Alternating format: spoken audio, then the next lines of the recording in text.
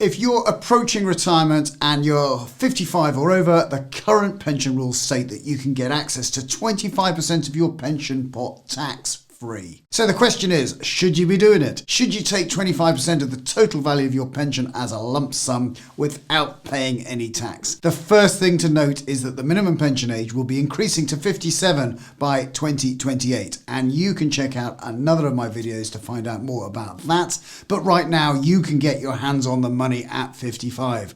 So, is that the right choice? Well, it depends on what your retirement goals are and whether you need the money at age 55 and whether you will be continuing to work. But generally, I would suggest that people should stay invested as long as they can, unless you've got a very good reason to take the money out at age 55. Most people will be better just by leaving it within their pension plan. The money you've saved over the course of your working life will need to last for the whole of your retirement. That could be 30, 40 years. You should think carefully about how much money you take from your pension savings and how long it might need to last. There's no reason that you need to take anything or take any action either at age 55 or even when you stop employment. You can feel free to take money from your pension as and when you want to and need to, thanks to pension freedoms which were introduced a few years ago. Things to think about when you're considering whether to take the 25% tax-free lump sum at age 55 are: do you have any debts that you might need to pay off?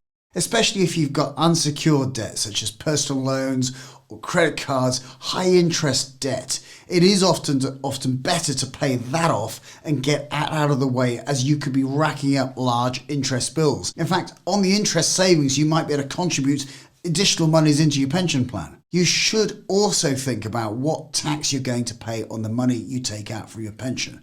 Of course, 25% will be tax-free. But if you decide to withdraw more than that, that's going to be taxed at your marginal rate of income tax. So if you're still earning, you may find that taking a lump sum over and above the tax-free cash increases your tax bill and may even push you into a higher tax bracket. The benefits of not taking your tax-free cash at age 55 if you don't need the money include the fact that you'll continue to earn investment returns on the total of your pension pot.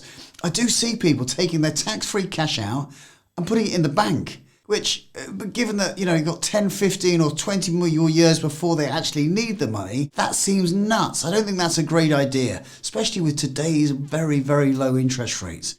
Inflation will quickly erode the buying power of your cash. Another reason to not withdraw your tax-free cash at 55, particularly if you're in a company pension scheme and still contributing, is that you may be asked to effectively take your entire pension account if you try and take the tax-free cash. You've seen some people effectively opting out of pensions as a result, and that's not good, because not only do you lose future growth on your money, you'll lose future contributions from your employer as well.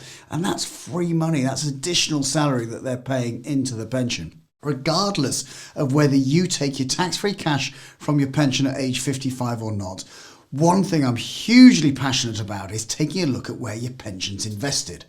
For some crazy reason, the way that many workplace pensions work is that your investments are de-risked, as it's known, as you get closer to retirement.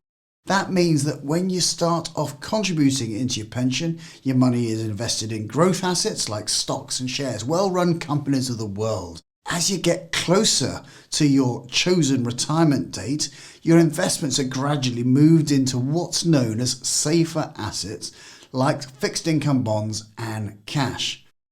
Even if you're not planning to take your pension at that retirement age. For those people who don't plan to withdraw an income or take the tax-free cash from their pension for some years to come, there's a very strong argument to stay invested in stocks and shares, those riskier, high-performing assets, for longer. You need to take advice around this. Work with a financial advisor who understands your retirement goals, your timelines, and your cash flow needs throughout your retirement, so you can have confidence that the investment strategy will be designed and developed to meet your specific needs. Part of that process will be considering what impact the stock market, suddenly falling, will have upon your cash flow, as the last thing you want to be doing is taking money out just after a market crash. So make sure that you've got a sufficient money in easy to access accounts, maybe such as ISAs or savings accounts, maybe in a cash buffer within your pension plan, to avoid you having to become a forced seller of equities, forced seller of shares. Thanks so much for checking out my YouTube channel. I'm Justin King. I'm a chartered and certified financial planner.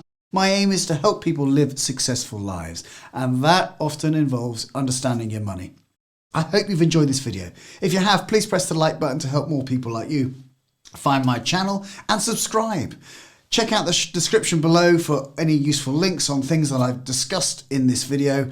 And for now, I'm Justin King, helping you live your best life.